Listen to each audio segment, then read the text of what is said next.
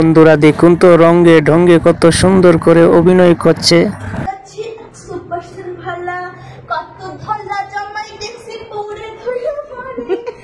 হ্যাঁ, তোমার জামাই তো ভালো থাকবো, তুমি যে সুন্দর করে রঙে ঢঙ্গে অভিনয় করে তুমি ভিডিও মানুষের দেখাইতাছো সুন্দর করে।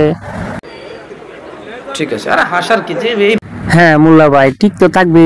তারা অনেক সুন্দর করে ঘরের ভিতরে রং ঢং করে নাচতে পারে, জামাই শাশুড়ি কিছুই মানে না। ওরা অবিবাহিত কে আছে এটা কি হাসার কিছু হয়ে গেল? কি মানে বুঝলাম না জিনিসটা, এইটাও হাসার কিছু?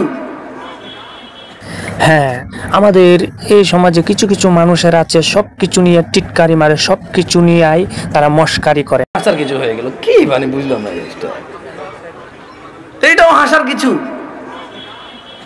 ভাই আমি এখানে বললাম যে অবিবাহিত করা আছে, সবাই হাসা শুরু করতে, মানে কি কি কয় শরম পাইছে? হ্যাঁ মৌলভী ভাই, বাংলাদেশের কিছু কিছু যুবক আছে ভালো কথাও হাসি মারে, টিটকারি মারে। আরও কিছু কিছু মানুষ আছে তারা ভালো কথা আর কানে তো নেয় নাই। এই সমাজে কিছু কিছু মানুষ আছে যদি ভালো কথা কানে নিত তাহলে এই দেশে এত রাহাজারি হতো না।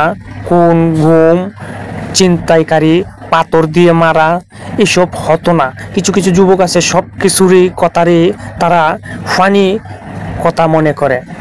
আসলে এটা ঠিক না, কথাগুলো সুন্দর করে বুঝতে হবে, শিখতে হবে বন্ধুরা। ভালো কথা মূল্য দিতে হবে, সব কথা টিটকারি মারা যাবে না।